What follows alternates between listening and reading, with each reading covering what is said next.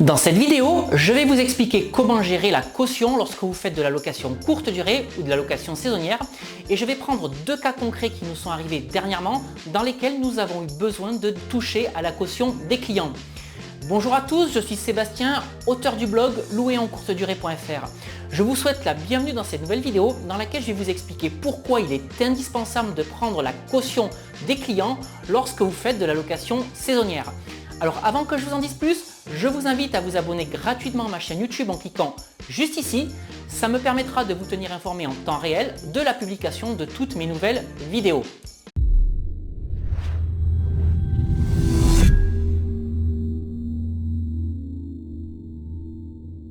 Alors comme je vous le disais il y a quelques instants, si vous souhaitez faire de la location saisonnière, je vous recommande fortement d'utiliser une caution. La caution, c'est ce qui va vous couvrir en cas de dommages ou en cas de dégâts causés par vos locataires. Alors ce qu'il faut savoir, c'est qu'il y a deux modes de gestion de la caution.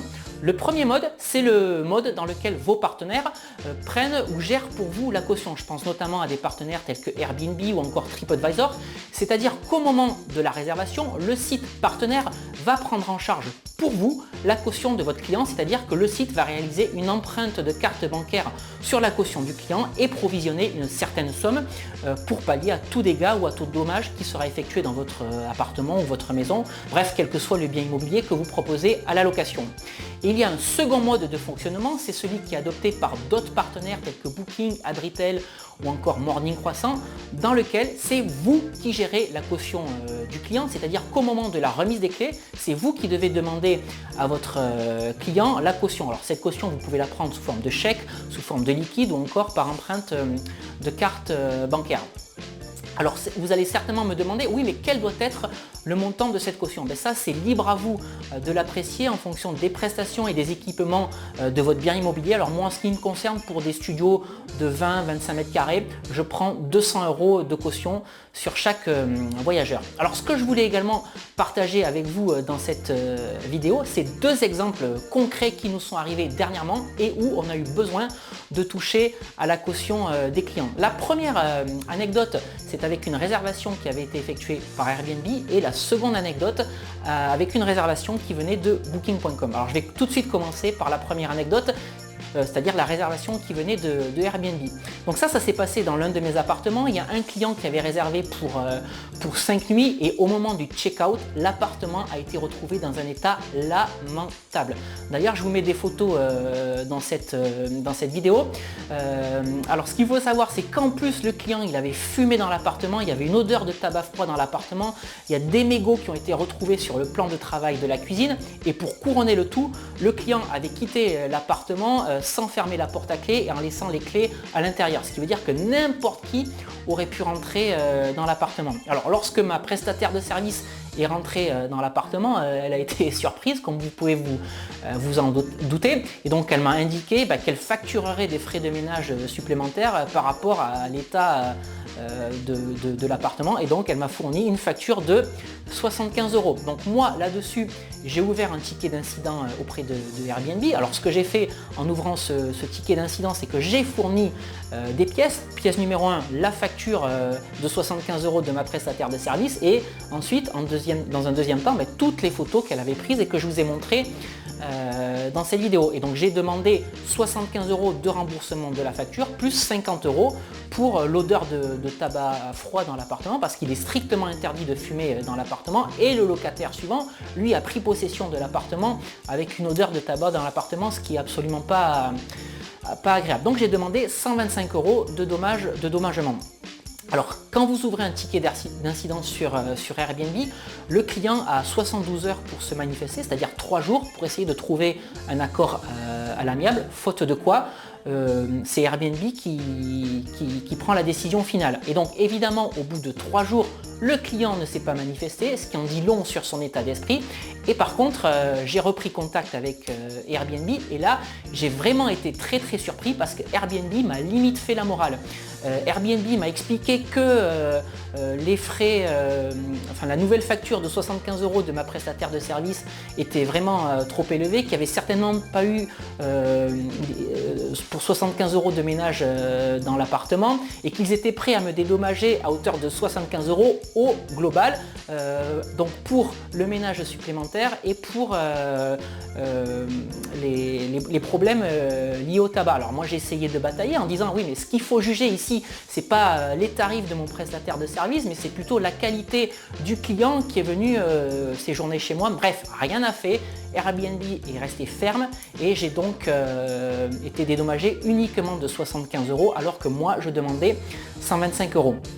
Alors je suis assez déçu encore une fois par cette attitude de Airbnb parce que si vous me suivez, vous avez certainement dû voir la vidéo dans laquelle j'avais loué un appartement Airbnb qui était complètement dégueulasse, n'ayons pas peur des mots, et Airbnb avait été incapable de nous reloger. Et bien aujourd'hui j'ai encore, ou alors peut-être que j'ai pas de chance, mais en tout cas Airbnb, après m'avoir fourni un appartement dégueulasse, ils me fournissent un client lui aussi entre guillemets dégueulasse. Bon bref, en tout cas j'ai été dédommagé de 75 €.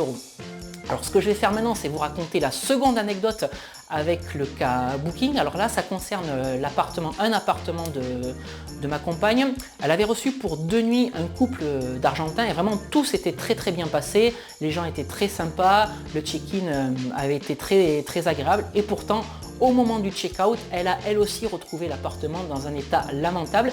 Et là aussi, je vous mets des photos dans cette vidéo. Alors je vais ouvrir une parenthèse parce que je ne comprends pas comment en 2 jours seulement on peut mettre un appartement dans cet état-là et surtout je ne comprends pas comment certaines personnes peuvent vivre comme ça. Bref, je ferme la parenthèse, mais en tout cas, je voulais vraiment vous faire part de cet exemple parce que le mode de fonctionnement, il est différent par rapport à la caution entre Airbnb et Booking parce que dans ce deuxième cas de figure, c'est elle qui a estimé ce qui était nécessaire de demander au client en termes de dédommagement par rapport à l'état de saleté dans lequel elle avait retrouvé l'appartement. Donc elle a pris 20 € de frais de ménage supplémentaires sur la caution.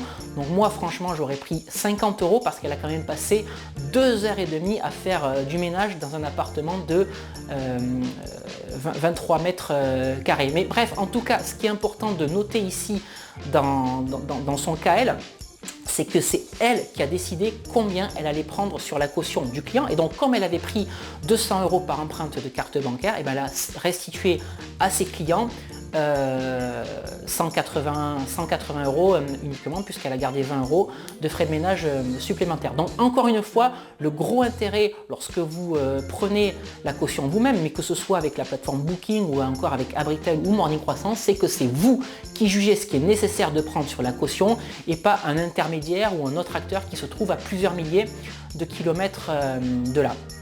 Alors vous allez certainement me dire, oui mais le client il paie des frais de ménage. Alors oui c'est vrai, vous avez raison, nous on prend 20 € de frais de ménage parce qu'à Toulouse, en tout cas dans la ville où nous on fait de la location saisonnière, c'est difficile de prendre davantage, les clients ne sont pas prêts à l'accepter. Par contre sur le contrat de location qu'on fait signer à nos clients, on indique bien qu'en cas de ménage ou si l'appartement n'est pas rendu dans un état satisfaisant, on se réserve le droit de prendre des frais de ménage supplémentaires sur la caution. Donc voilà aujourd'hui ce que je voulais partager avec vous dans cette vidéo et vous l'avez bien compris, si je dois vous donner un conseil ou même peut-être 2 conseils dans cette vidéo, c'est surtout prenez la caution à vos clients et surtout 2, moi mon point de vue personnel c'est que je préfère gérer moi-même la caution pour rester maître de mon activité, rester maître de mon business sans que des personnes qui se trouvent hors site à plusieurs centaines ou à plusieurs milliers de kilomètres de là viennent m'expliquer ce qui est bon ou pas de prendre sur la caution du client. Alors dans nos 2 exemples en fait ça n'a pas été très grave, c'était juste du ménage, mais quelquefois vous allez pouvoir avoir des clients qui vont vous casser un lit ou un plan de vasque, bref, donc c'est vraiment la raison pour laquelle vous devez absolument prendre une caution à vos clients si vous faites de la location saisonnière. Voilà ce que je voulais partager avec vous dans cette vidéo. Avant de vous quitter, je vous rappelle que j'organise un séminaire 100% dédié à la location saisonnière et à la location courte durée. Ce séminaire aura lieu le 14 janvier 2017 à Toulouse et au cours de ce séminaire, je vous expliquerai toutes les étapes par lesquelles vous devez passer pour réaliser un projet immobilier dédié à la location saisonnière, de la recherche du bien jusqu'à sa mise en exploitation. Donc je vous parlerai évidemment du financement, mais de la fiscalité, des statuts adoptés. Je vous indiquerai également avec quel partenaire travailler, Booking, Airbnb, Abritel, etc.